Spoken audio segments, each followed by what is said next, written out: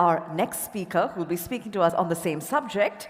We have with us Mr. Talal Rafi. He is a distinguished economist with extensive experience in economic policy and public finance. He currently serves as Director Consulting at Ernst & Young, Sri Lanka. Mr. Rafi is also a regular columnist for the International Monetary Fund, offering thoughtful commentary on public finance issues that impact both local and global markets. His background includes working as a consultant for the Asian Development Bank on economic policy. He is an expert member of the World Economic Forum. Additionally, he imparts his wealth of knowledge as a visiting lecturer at the Center for Banking Studies, Central Bank of Sri Lanka, where he helps shape the future of banking professionals and the financial sector. With this introduction, let's welcome our next speaker. Put your hands together for Mr. Talal Rafi.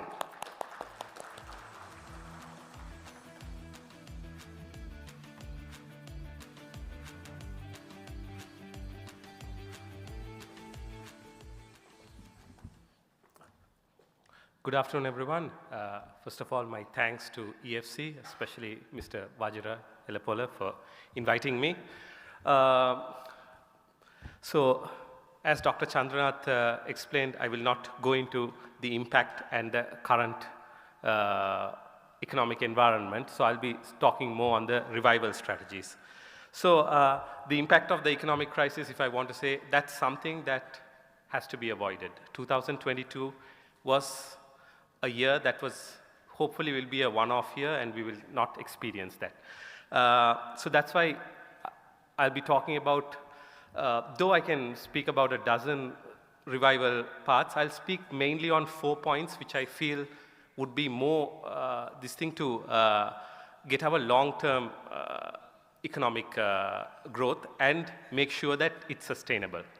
So right now, just to give a briefing, we are in an IMF program, and there's debt restructuring done to a certain extent. And as Dr. Chandranath mentioned, most of the economic indicators are positive. So the outlook for the short and medium term is positive, which is a good sign. So part of what needs to be done, some of the reform areas, some areas where we need to take action or continue the action that's taken so that we do not get into another similar crisis, I'll mention. So the first thing I want to mention is, which I have been very public about, is the independence of the central bank. Because though I've never worked for the central bank, so as an outsider I can comment on this. I've always said this, as far as the IMF program goes, the single most important reform would be establishing independence of the central bank. And if you look at it in a way, that has been the root cause of almost all the problems. Because when there is a lack of independence of the central bank, that ensures that there is a motive to be less disciplined when it comes to the fiscal side. So that is something we have only balanced our fiscal budget twice. And when it comes to even a primary budget surplus, that is taking away interest payments, we've only done it 6 or 7 times. And that is this last year and the year before included. So that is how bad it's been. So here again, most of the previous governments have been going about with lack of financial discipline, because they've always had this thing that they could do monetary financing, that is printing money, or working with the interest rates to spur growth. So that is something that I would like to reiterate, because there is always a call from the private sector, many others, that, you know, it's the job, I mean, the central bank has done extremely well in bringing stability, but what are they doing for economic growth? You see, it's not the role of the central bank to ensure economic growth. That is, the central bank's core function is price stability. That is to make sure that every rupee that's in your pocket doesn't lose the value it has. So we don't want that. So I mean, that is their core objective, and the secondary objective is financial sector stability, the banks, insurance organizations. So that will be the role. I mean, similar, I'll just touch on the IMF also. So there is criticism about the IMF program that it's not uh, pushing growth. But then once again, just to briefly explain about the IMF's primary role is to bring macroeconomic stability. It's like an ICU. So when somebody is like almost at a stage of losing their lives, the ICU's job is to make them back into a survival mode where they can survive. So the same way, the IMF's role is to bring stability. The job of bringing growth is the governments and the World Bank, ADB, those are the development banks. So we have to know the definition. And just a thing before I go in, regarding the IMF, there are success stories. For example, we look at India, and India has been a success. I mean, they have never gone back into that part. 1991, people praise Dr. Manmohan Singh and others, but we'll have to note that it was the reforms of the IMF and the World Bank that was implemented by Dr. Manmohan Singh and others that led to India never going back. So it's always about implementation of the program in a proper way. So an example of where a successful central bank independence would be Germany. I mean, they experienced very high inflation during the Weimar Republic between the two world wars, and this was before they joined the euro currency. Germany had a very independent central bank. So this resulted in their industries focusing much on innovation and quality. So that's why German goods are quality, because they were not getting support on the currency or other sides. So this evolved the industry over.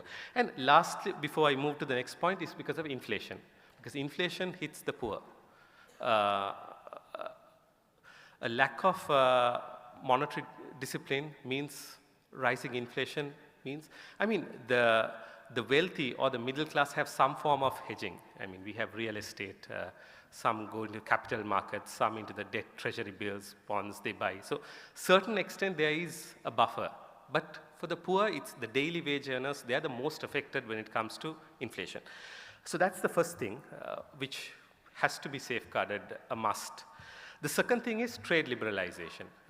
So for example, if you look at India or China, I mean India in 91 or China in 78, there is just, I mean, there were a lot of things done, but if you look at primary what they did, that one change they did to transform was trade liberalization, opening up the economy. I mean, we did it in 77, but not did it in a very wholehearted way. I mean, we are still considered one of the most protected economies in the world. So there is a talk saying we opened the economy and it didn't do this thing, but J.R. Jayawardena did it, but later on we reversed most of the reforms that were made. So why I say trade liberalization is it makes the economy more competitive. So that's something we need. So when you liberalize trade, then the local industries have to compete with the global industries. So they will either innovate or in certain cases, some industries may have to close down. So this is just to give an example of Japan. I mean, in Japan, after the Second World War, after it had 2 atom bombs dropped and it lost the war, there was a revival strategy. Japan had a ministry. And one of the functions of the ministry was not to find out which sectors. I mean, in Sri Lanka, we always go around asking which sectors can. The aim of that ministry was to find out which sectors Japan should shut down. Because, you know, any economy like Sri Lanka, it's an $80 billion economy, and we have 22 million people and 65,000 square feet of land. So there's very little we can do. So it's not only about growing, but it's also about prioritizing which. So that comes to the thing of comparative advantage. Where we have an advantage, where the products, the industries where we have the maximum amount of competitive advantage when it comes to the rest of the world, where we have to prioritize. So that's where trade liberalization comes. So it's also about, for example, Chile, which opened its economy roughly the same time as Sri Lanka. It's an advanced economy right now, but Sri Lanka is in this state. They had a unilateral reduction of tariff by 6%. And what resulted was that their exports increased rather than the countries collapsing. So there are examples. The other thing why I say trade liberalization is the focus on consumers. Because right now when we talk about free trade agreements, we're always talking about jobs. Like certain industry may be affected, 1,500, 2,000 people may lose jobs. But what about the consumers who get, because Personally, I believe the best way to fight poverty, and according to the World Bank, a quarter, that's 5 million people in Sri Lanka, are under the poverty line of $3.65. And according to UNDP, multidimensional poverty, half the population is down. So this is the time where we can liberalize trade to reduce focus on consumers. Like products like potatoes, sugar, even rice, these are things that can be brought from imported rather than producing here, which would generally reduce the cost of living, which reduces the cost of capital. Imports also, trade liberalization also boosts exports, because right now if you look at it, most of our exports are on very thin margins. So PAL, cess, these import taxes, they literally are the game changer for many exporters, whether their products are sellable or not. And also, why I say this is because 80% of our imports are intermediate and capital goods. So when we raise tariffs, we're just affecting our own industry. Like, for example, the vehicle tax. I mean, that's needed this year, but that is definitely not a long-term sustainable solution. We should never, ever be putting import tariffs to bridge our fiscal deficit. It should be coming from direct taxation. And lastly, for global value chains, because when we look at it, we have to export. In 2028, we have to get this economy done. We have very limited time. So for that, we need to look at a trade strategy. 70% of global trade is supplying global value chains of multinational companies. So it is not about producing an entire thing inside a nation and putting it out, but this is where Vietnam, China, they capitalized on. So it's mainly trade within industries. So when it comes to intermediate exports, Sri Lanka, it's only around 5%. Thailand and others, it's almost half. So Southeast Asia is a perfect example of intra-industry trade. So with that, the third point I want to move on is human capital. So here again, we need more universities. So this is a point that's been elaborated and spoken of a lot. 400,000 students leave school, but only 40,000 roughly have a spot in a state university. Then there are private universities, colleges, vocational training, and a few privileged people go abroad. But largely about 3 in 4 Sri Lankan students who leave school don't have anywhere to go, and they mostly go into the informal sector. So that is a key issue that has to be done. And another point is this also contributes to, if you look at a report by the central bank last, half of Sri Lanka's labor force is underutilized. So that is out of 16 million, only 8 million work or want to work. So women, it's 37%, but even men, 1 in 3 Sri Lankan men between the age of 18 to 60 do not work or say they do not want to work. So only half of our labor force is utilized. So if there can be more utilization, for example, of course, we need investments in other areas. So that is one point. I have limited time. So other thing is, of course, we have to change our curriculum. That is something future-oriented, because I was on the Enterprise Operations Committee at Moratuwa University, so I always say we need a more focus on STEM education. And also the curriculum is more rote-based learning. Sorry. So here again, with new technology like ChatGPT and generative AI, there is very little need for a future where you need to go memorize what the teacher says, put it in a book, pass an exam and go out. And what stats show, and IPS study shows, is that most of the jobs, most of the graduates who come out, or even the limited ones that come out, the industry says they are not fit for the jobs. So we need to change it. There has to be more on creativity, communications, 21st century skills, and reskilling. And lastly, I only have 2 minutes, the fiscal policy. So if you look at, for example, the IMF program, the last thing is, like India after 91, we hope that we don't have to go into another program. So if you look at the history of IMF for 7 decades, almost the main reason why all countries go there is because of fiscal problems, because they cannot balance their budget. Like I'm saying, a family earns 200,000 and keeps spending 250,000. Of course, there's going to be some problem. Of course, temporarily you can borrow from the banks and neighbors and friends, but eventually there will be a problem. So that is Sri Lanka. So even the IMF, though it says International Monetary Fund, the actual name should be, it's mostly fiscal. Dr. Chandranath spoke about revenue. We are hitting, during Rana Singh Premadas's time and the early 90s, we were at around over 20%. Now we've dropped to, in 22, we dropped to around 8%. So we are struggling to get to 15%. And for that, we have so much taxes being put, protests. But even if we reach 15%, we are still one of the lowest when it comes to revenue to GDP in the world. So we are still, if you look at countries like France, Germany, there it's around 40%.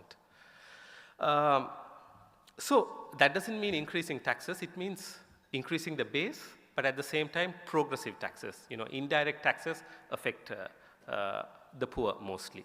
Like for example, you put VAT on most consumer goods, the richest man in Sri Lanka and the poorest person basically pay the same taxes. So there is like more focus on direct taxation, and import tariffs or import taxation should never, to protect certain industries for a few years like infant import substitution methods, that is understandable, though I don't recommend it, but to bridge the revenue, it's never ever an option and should never be an option. Because like I mentioned, for example, the vehicle taxes. Right now, this year we need it to bridge the gap, but this cannot be a sustainable thing because about 70% of Sri Lanka's vehicles are bought on finance. So the higher the prices, the more costly for the individuals. That means they consume less, and at the same time for the industries, the businesses, which means when they're putting up so much money on vehicles, it means that they have less money to invest or give a pay hike to their employees. So keeping the external and domestic is very important. People talk about the external side, but domestic is also important because few people realize last month in January 2025, treasury bills, Sri Lanka borrowed 714 billion rupees in treasury bills alone. 750 billion rupees is almost close to around $2.5 billion. That's almost the amount of the IMF program, which is over 3 years, we have borrowed in 1 month, last month. So this is not the fault of the current government or the previous government. This is the way. The rollover debt is too high. So almost if you look at the gross financing needs, 25%. That means the entire financing for the government to sustain is almost 1/4 of the entire economy. So that's how deep the crisis is. So lastly, I'll finish off. Expenditure should be seen as an investment. Capital expenditure, it's good that 4% of GDP, but we need much higher into education, research and development, those fronts, especially when it comes to digitization. And so Sri Lanka, I believe that we can come out because we're a resilient nation and the choice is always between us. So we can not do the reforms and be like Argentina, or we can do the correct reforms, might go through a little bit of a hard time in the next few years, but like India, we can become a great nation, especially when it comes to economic growth. Thank you very much.